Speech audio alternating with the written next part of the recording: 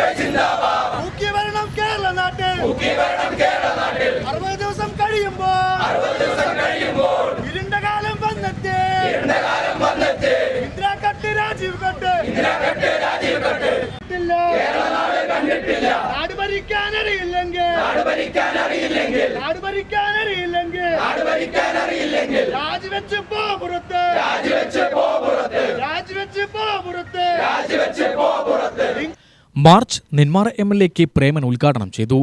Current പണം കൊടുത്ത് മേടിക്കേണ്ടതെന്നാണ് ചോദിച്ചത്.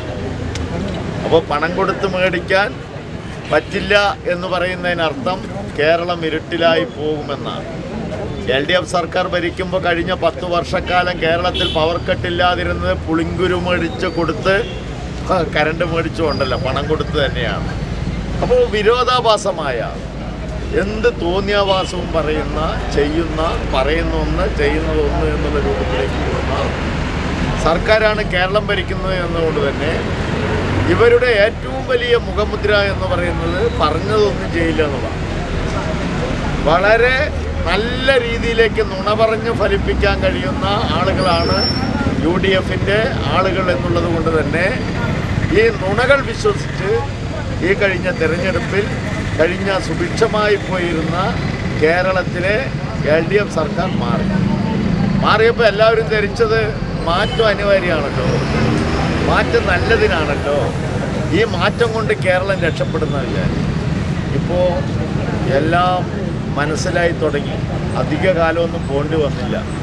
2 മാസം കൊണ്ട് തന്നെ കേരളം ഇനി എങ്ങോട്ടാണ് പോകുന്നത് എന്ന് ഉള്ളതിനുള്ള ഉത്തരം വളരെ കൃത്യമായി കിട്ടി. കേരളം പതിറ്റാണ്ടുകൾ പിന്നോട്ടുള്ള ആ ഇരുണ്ട കാലത്തിലേക്ക് തിരിച്ച് സഞ്ചരിച്ചു കൊണ്ടിരിക്കുകയാണ്. അതിനെ നയിക്കുന്ന സർക്കാരാണ് കേരളത്തിലെ UDF സർക്കാർ എന്ന് കഴിഞ്ഞ 2 മാസം കൊണ്ടവർ വ്യക്തമാക്കി. DYFI block president M. Sanil അധ്യക്ഷനായി. Block secretary R. Rahul, CPM local secretary V. Chandran, Kollengode panchayat president advocate Aswathi Das, SFI ജില്ലാ സെക്രട്ടേറിയറ്റ് അംഗം S. അഭിനന്ദ്, ബ്ലോക്ക് മെമ്പർ അജയ് കുമാർ, പ്രശാന്ത്, സുമൻ എന്നിവർ പ്രസംഗിച്ചു. UTV news, Palakkad.